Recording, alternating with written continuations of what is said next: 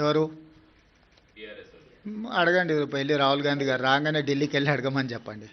Speaker గారి నిర్ణయం మీద రాజకీయ పార్టీగా మేము స్పందించడానికి ఏమీ లేదు. స్పీకర్ గారి నిర్ణయాన్ని వాళ్ళకు నచ్చకపోతే న్యాయస్థానాలు ఉన్నాయి.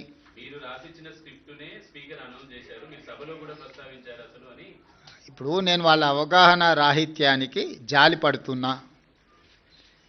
పదే పదే హరీష్ రావు గారు శాసనసభలోనే మేము 37 మంది శాసనసభ్యులు ఉన్నాం, మాకింత సమయం ఇవ్వాలని మాట్లాడింది మీరు కళ్ళతో చూసిరు, మీరు చెవులతో విన్నారు, అవునా?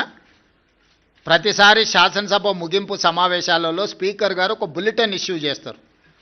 ఏ పార్టీకి ఎంతమంది శాసనసభ్యులు ఉన్నారు, వారు ఎంతెంత సమయం మాట్లాడినరని ప్రతిసారి బులెటిన్ ఇష్యూ చేస్తారు స్పీకర్ గారు. ఇప్పటివరకు జరిగిన అన్ని శాసనసభ సమావేశాల ముగింపులో స్పీకర్ గారు స్పష్టంగా ప్రకటించారు.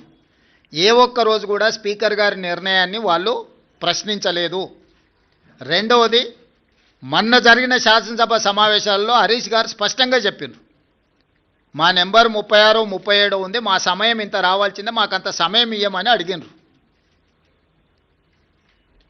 టీవీలో పేపర్లో మేము చూసిన ప్రతి నెల 5,000 రూపాయలు ఎమ్మెల్యేల నుంచి వాళ్ళ టీఆర్ఎస్ ఎల్పీ నిర్వహణ కోసము డబ్బులు కూడా తీసుకున్నారని.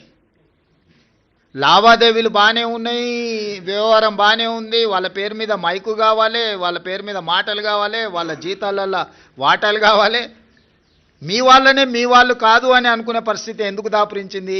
ఇంత రాజకీయంగా ఇంత దుర్భరమైన, ఇంత నికృష్టమైన పరిస్థితి ఎవరికైనా వస్తుందా? సొంత పార్టీ ఎమ్మెల్యేలనే మా వాళ్ళు కాదు అని. మనం గతంలో చూసినాం పిల్లల్ని నమ్ముకునేటోళ్ళను, సంతలాల్లో వచ్చి పిల్లల్ని నమ్ముకున్నారని, కనీసం వాళ్ళు పేదరికం ఉండని అమ్ముకున్నారు అనుకున్నాం. మరి ఇప్పుడు వీళ్ళ విచిత్రం ఏందో, మేము మీ పిల్లలమే, మేము మీ వాళ్ళమే అని వీళ్ళు అంటారు, మీరు మా వాళ్ళు కాదని వాళ్ళు అంటారు. వాళ్ళు అదే చెప్తున్నారు కదా. ఎవరి ఇప్పుడు దాంట్లో ఎవరు మైనర్స్ లేరు, అందరు మేజర్లే కదా, విజ్డమ్ ఉన్నోళ్ళే కదా. ఆ మేజర్స్ విజ్డమ్ ఉన్నోళ్ళే వాళ్ళు ఎవరో చెప్తున్నప్పుడు నీ అభిప్రాయంతో నా అభిప్రాయంతో ఏం పని ఉంది?